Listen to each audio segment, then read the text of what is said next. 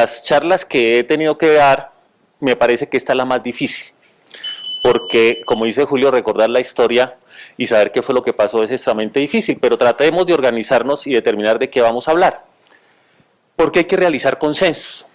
Julio empezó contando la historia. Todos queremos saber cosas y todos creemos tener la verdad. Tenemos que ponernos de acuerdo en cuál será la verdad que utilizaremos. ¿Para qué hacer los consensos? ¿Qué es lo que tenemos que preguntarnos? ¿Qué es lo importante de todas estas cosas que están pasando y en qué podemos ayudar? Después hay que conformar un muy buen equipo de trabajo, porque los consensos no se hacen solos, nunca. Unir a todos los grupos de interés, pero además de unir a los grupos de interés hay que construir credibilidad alrededor de eso que vamos a hacer, obtener un reconocimiento institucional y lo que más impactó el consenso, poder trabajar con el gobierno para fijar políticas nacionales y por supuesto trascender. De eso vamos a tocar. Sonia me dice que no me puedo demorar mucho porque tiene un evento muy importante a las 10 de la mañana en punto, así que los invitamos a que a las 10 de la mañana nos acompañen, pero quería decirles que en la historia del consenso empezó con lo que dijo Julio. Teníamos una enfermedad nueva que nadie conocía, del que existían muchos rumores de alta letalidad. Los efectos de la misma eran inconmensurables. El doctor Cortés ponía en su chat, ¿y cómo vamos a hacer con el tratamiento compasivo? ¿Qué vamos a hacer? ¿A quién vamos a escoger para ventilar? ¿Quién va a ser el que va a tener la oportunidad de vivir? Entonces los efectos no podían ser medidos. Existía un gran temor entre los trabajadores de la salud. Uno de los principales, quien notificó al mundo de que existía un brote, murió. Y nosotros sabíamos que había muerto y todos los trabajadores teníamos pánico y sabíamos que estábamos dentro de los grupos de riesgo. Estábamos paralizados, no había actividad, todo el mundo decía, hagamos algo, tenemos que hacer algo. Pero no tomábamos la iniciativa, no existía alguien que tomara eso. Y por supuesto era una parada social porque todos querían hacer algo, todos querían poner sus puntos de vista, pero de tanta ebullición, pues era como el agua hirviendo, no había una dirección. Entonces, pues, hay que conformar un equipo de trabajo. Y para conformar ese equipo de trabajo, pues, es fundamental tener un objetivo común. Entonces, para tener un consenso, para lograr algo, todos tenemos que apuntar hacia lo mismo. Unir nuestras ideas y buscar que esas ideas estén propuestas por muchas personas y por muchas ideas. No podemos tener ideas unidireccionales, tiene que existir diversidad y fomentarla, participar de ella. Adicionalmente, hay que tener un buen líder, alguien que acompañe, y en esta diapositiva me gusta mucho este dibujo, porque el líder no es el quien enarbola las banderas y va, sino el que se acompaña de todos y todas las manos están unidas. Entonces no se trata de mandar, sino de trabajar por los demás. Tener motivación, y en esta diapositiva hay algo que es importante. Una motivación no es el interés en algo, una motivación es una circunstancia en la que se necesita actuar. O sea, no se puede motivar a la fuerza, es la necesidad la que establece la motivación. Y por supuesto, hay que potenciar la comunicación, establecer lazos de unión, no lazos de separación. Sobre esa circunstancia, entonces, contemos qué es un buen líder. Para tener un buen líder se necesita que ese líder sea creíble, que la gente confíe en lo que está haciendo, que sienta que está representada por esa persona. Ese líder debe ser fuerte y debe luchar contra la adversidad, ser capaz de entender los golpes y levantarse y no dejarse destruir por ellos. Tiene que ser conciliador, capaz de unir y no disgregar, de hacer que las personas trabajen en conjunto, comprometerse con ese proceso y con ese programa de actividad, ser pertinaz, nunca desistir, siempre estar trabajando, porque la gente se cansa y sin embargo las cosas no paran, continúan y aún seguimos activos. Tiene que ser empático, capaz de entender las necesidades del otro y ponerse en los zapatos del otro. No puede estar pensando en sus propias necesidades, tener visión, ser capaz de mirar más allá de lo que estamos haciendo y entender que esa visión es para ayudar a los demás y no para sí mismos. Y por supuesto tener una gran capacidad de gestión. El consenso colombiano tuvo una gran oportunidad, no tuvo un líder, tuvo dos lideresas.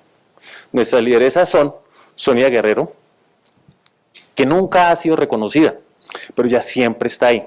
De hecho, está aquí trabajando con nosotros en la organización de esta celebración, y por supuesto, ella a nombre de la CIN y Kelly Estrada Orozco a nombre del IETS, Instituto de Evaluación de Tecnologías en Salud, sin las cuales el consenso no se hubiera podido construir. Estas dos personas nos unieron, nos llevaron, nos mantuvieron trabajando juntos durante muchos años.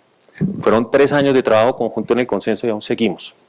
Entonces, este es un honor que yo les debo a ellas, porque ellas fueron las que lograron que el resultado del consenso fuera lo que es. El equipo de trabajo también es muy importante. Aquí están los originales.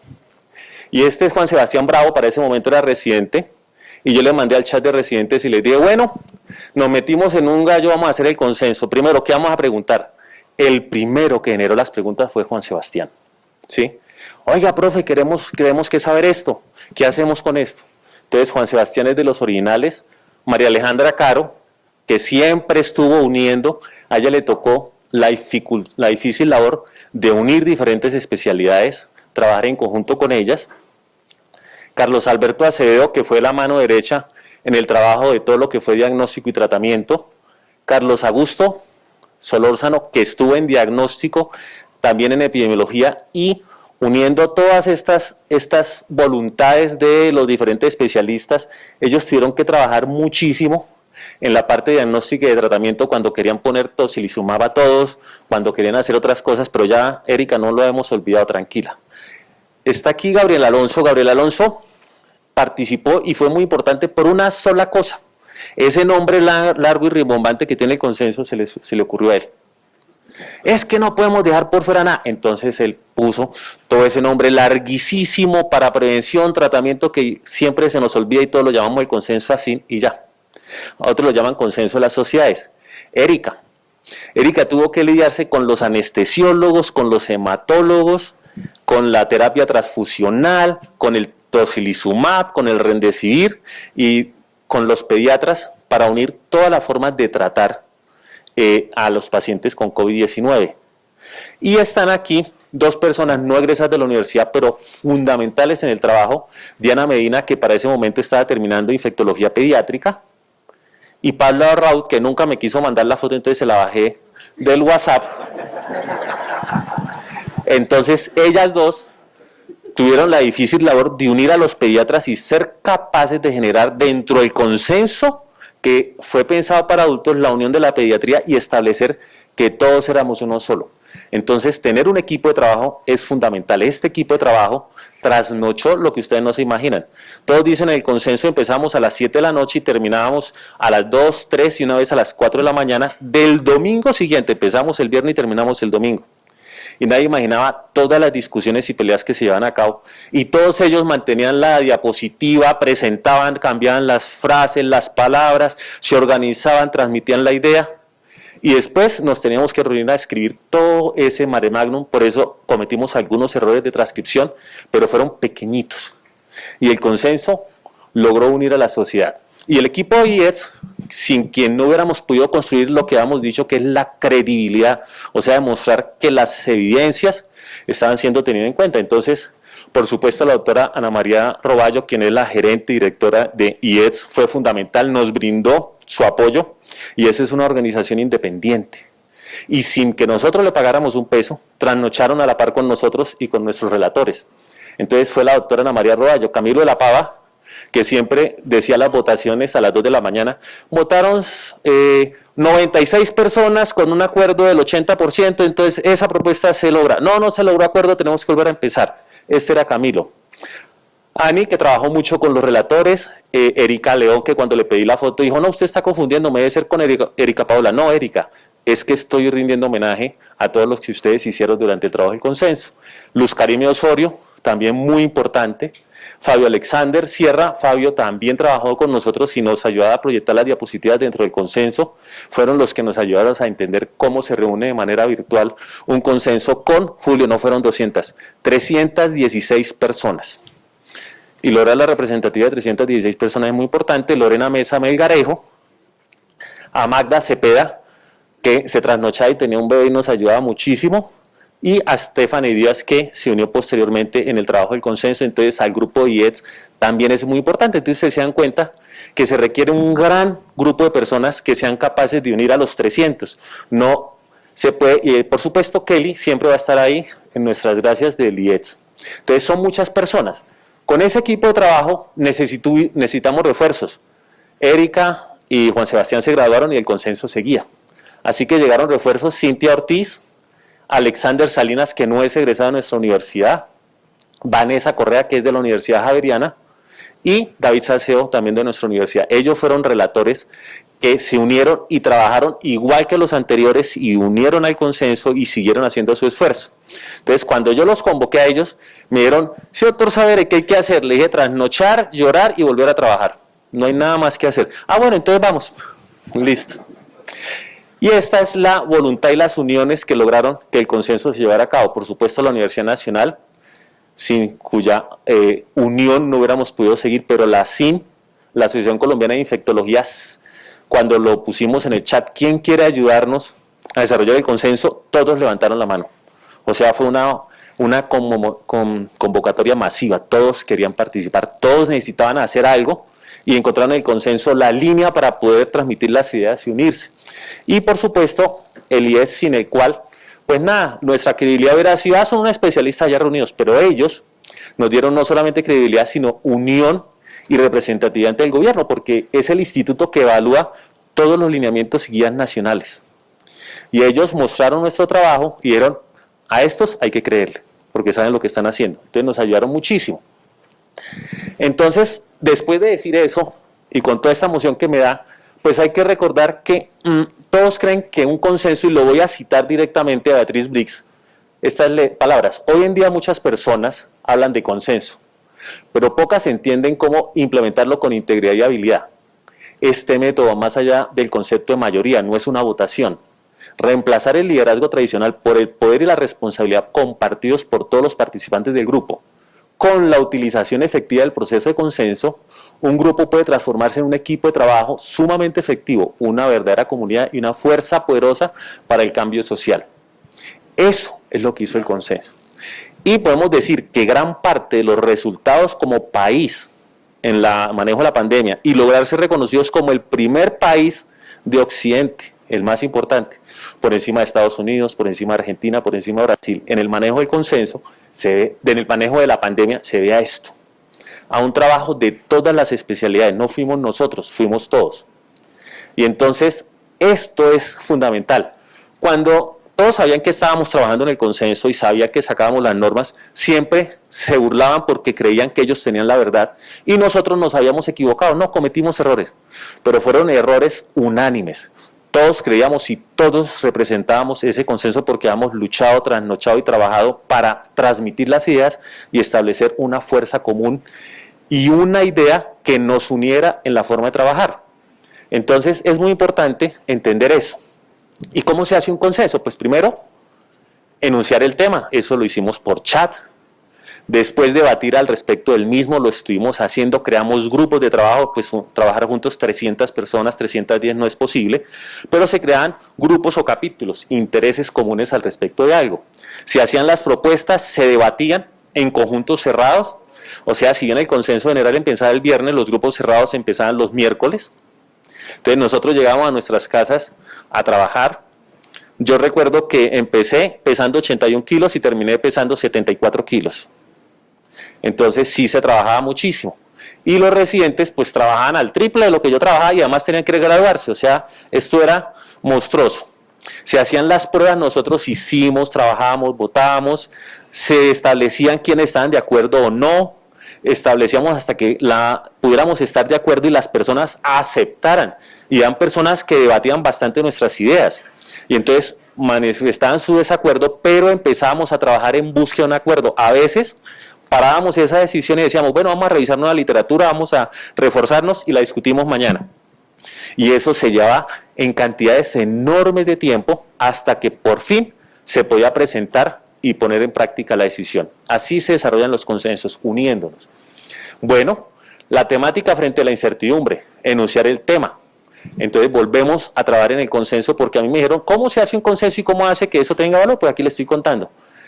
Sabíamos sobre qué hablar, cuáles son las preguntas que se deben hacer, cómo formular adecuadamente esa pregunta. Me acuerdo que nos desgastábamos hasta 1 hora en la forma de escribir la pregunta que íbamos a responder, ¿Quiénes pueden responderla? Entonces, trabajamos con la gente, primero hay que querer responderla, ser alguien voluntario y ser experto en eso, convocar a los expertos, eso fue muy importante, y hacer el trabajo de consolidar.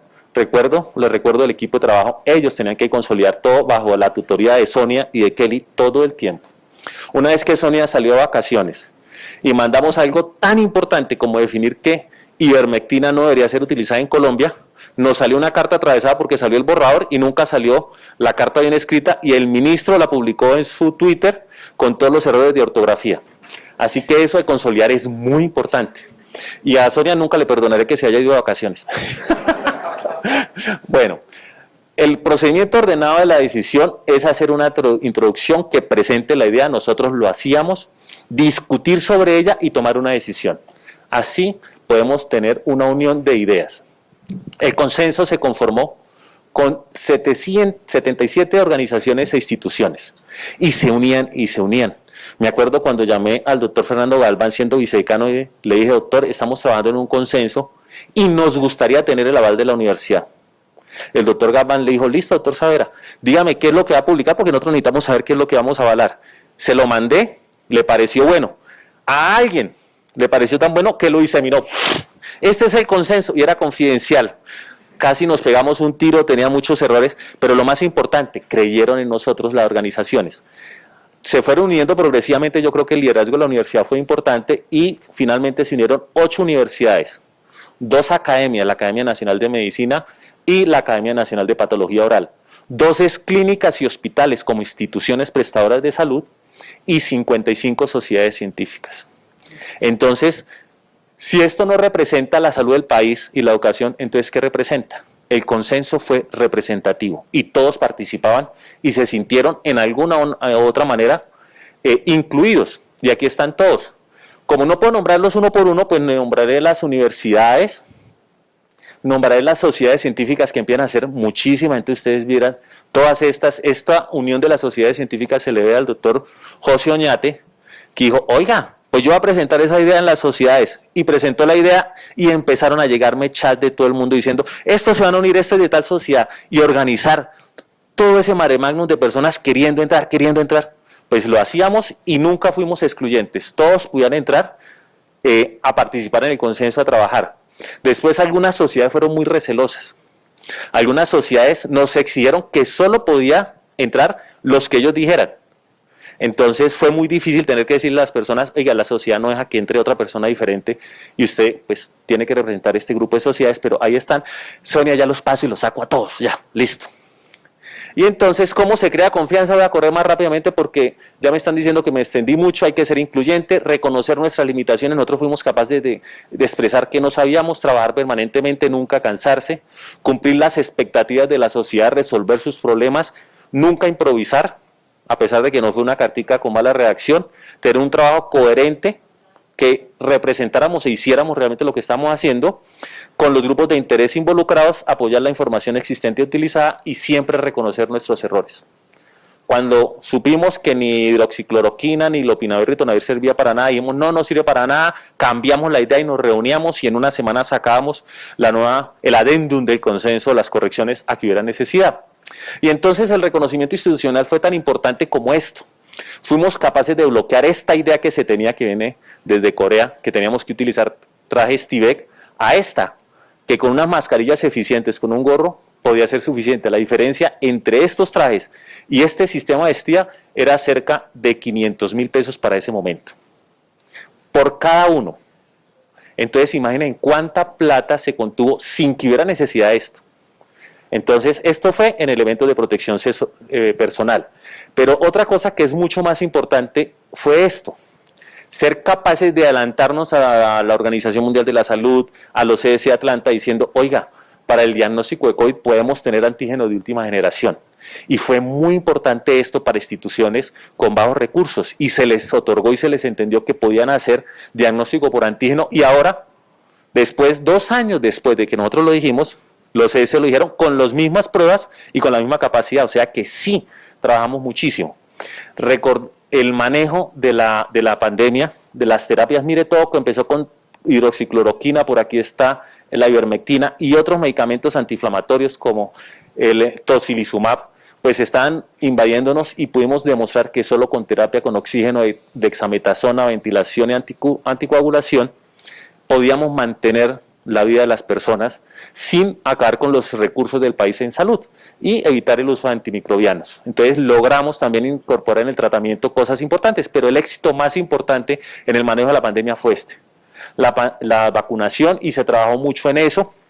En esto hubo una cosa importantísima que muchos no reconocen, pero creemos que evitó 150.000 muertes en promedio en un estudio que se hizo con el doctor Giancarlo Buitrago y que nunca publicamos, de proyección. Y cambiar la dosis de Pfizer, en lugar de ponerla a las 8 semanas, alargarla hasta 12 semanas para vacunar más personas con la primera dosis. Al principio no nos quisieron creer, pero la prolongación logró contener o evitar cerca de 150.000 muertes, de acuerdo a la proyección del modelo que hizo el doctor Buitrago, que nunca publicamos, pero que ya publicaron otros diciendo, oiga, sí, tenían razón. Bueno, ¿y cómo trabajar con el gobierno? Entender, cuando lograron que nuestras ideas, que estaban consensuadas, que estaban trabajando seriamente, pues empezamos, y aquí traigo uno de los 30 lineamientos en los que participó el consenso, que fueron la promoción de la enfermedad.